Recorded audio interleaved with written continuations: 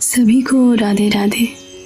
मेरे साथ इस श्रीमद् भागवत गीता की यात्रा पर चलने के लिए आप सभी का बहुत बहुत धन्यवाद।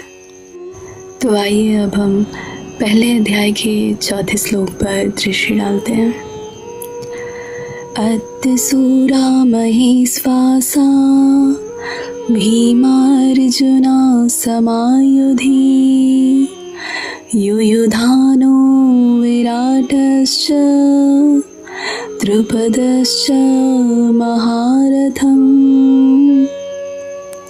अर्थात दुर्योधन द्रोणाचार्य से कहते हैं, इस सेना में भीम तथा अर्जुन के समान युद्ध करने वाले अनेक वीर धनुर्धर हैं, जैसे महारथी युयुधान, विराट तथा द्रुपद।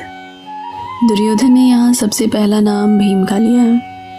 दुर्योधन को अच्छी तरह से मालूम है कि मैं आगे जाके अगर मरूंगा तो भीम की ही हाथों से मरूंगा, क्योंकि भीम ने भरी सभा में प्रतिज्ञा भी ली थी। दूसरा नाम यहाँ अर्जुन का लिया गया। Yes of course, arjuna is a great warrior.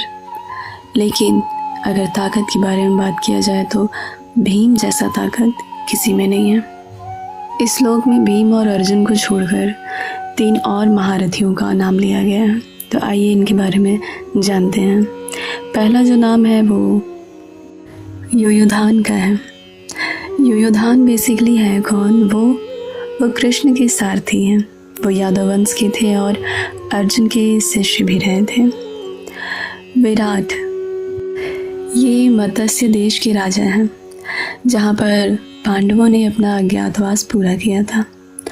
तीसरा नाम द्रुपद का है, जो पांचाल देश के राजा थे और द्रौपदी के पिता भी, जो द्रोणाचार्य के शत्रु भी थे और पांडवों की ओर से युद्ध भी लड़ रहे थे। इस श्लोक की मुख्य शिक्षा यह है कि योग्यता और साहस की पहचान करना अत्यंत जरूरी है। किसी भी संघर्ष में, या फिर वो युद्ध हो या फिर जीवन में कोई भी परिस्थिति में, ना केवल एक या फिर 2 शक्तिशाली व्यक्तियों पर निर्भर रहें। यदि आप समूह में हैं तो सामूहिक योगदान को समझें। और दूसरी बात कि शत्रु को कभी कम नहीं समझना चाहिए।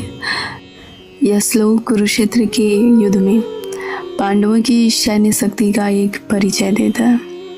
और इसी ज्ञान के साथ गीता का चौथा सार समाप्त होता है। हरे कृष्ण हरे कृष्ण हरे कृष्ण।